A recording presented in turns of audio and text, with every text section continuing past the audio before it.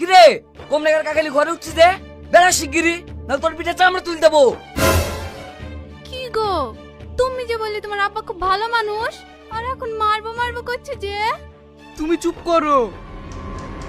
আব্বা আমার ভুল হয়ে গেছে, আমাকে তুমি ক্ষমা করে দাও না। চুপ কর, তুই আমার মতে বিকরি আবার আমার সাথে ক্ষমা চাচ্ছি, তোকে আমি জীবনে ক্ষমা করবো না। ঠিক বলেছেন চাচা, এরকম কুলাঙ্গার ছেলেকে ক্ষমা না করাই ভালো। বের করতেন ভাই ঠিকই। কেন আমরা পাড়ায় বাস করিনি? কারোর বাপের দিন নাই বুলার, যে কোনো মেয়ের সাথে সম্পর্ক আছে। এই কথা তুমি ঠিক বলিস বাপ, আজ পর্যন্ত তোমার নামে কোনো খারাপ রিপোর্ট পাইনি। এটা দেখ ছেলিকাকে বলে দুই পানি খা। চাচা ওকে বেশি বুঝে লাভ নাই, ঘাট ধাক্কাটি বাড়ি থেকে বের করে দাও। বাপ আমি তোমাকে অনুমতি দিছি, তুমি ওদেরকে বের করে দাও তো। ঠিক আছে চাচা। এই বেড়া বুঝছি বেড়া, বেড়া শিগগিরি।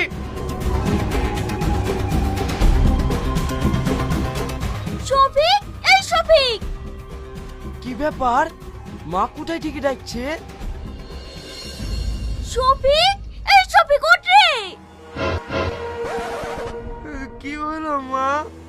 একটা ভালো ডাবট মারা স্বপ্ন দেখছো নু? তোর ওই স্বপ্ন থেকে বন্ধ করে তাড়াতাড়ি বাইরে চল। কেন বাইরে আবার কি হইলো? একটা মেয়ে তোকে বিয়ে করার লেগে ধর্ণে বসেছে, বাইরে পুলিশের লোড। মা তুমি এ কি বুঝছো গো? হ্যাঁ আমি ঠিকই বলছি, তাড়াতাড়ি চল।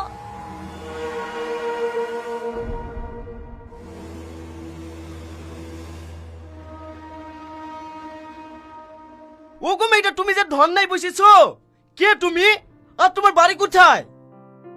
কেন তুমি আমাকে চিনতে পারছো না জান? আমাদের এতদিনে ভালোবাসা তুমি সব ভুলে গেলা। এই সব জানতেন ভুলো না তো, তোমাকে চিনিনি, তুই বাড়ি থেকে বেরাও।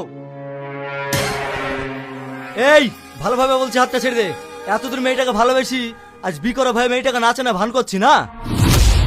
সত্যি বলছি স্যার, এই মেয়েটাকে আমি চিনিনি, আজ প্রথম দেখছি। এই দেশে আর ছেলে নাই, সবাইকে বাদ দিয়ে মেয়েটা তোর কাছে আসলো কেন?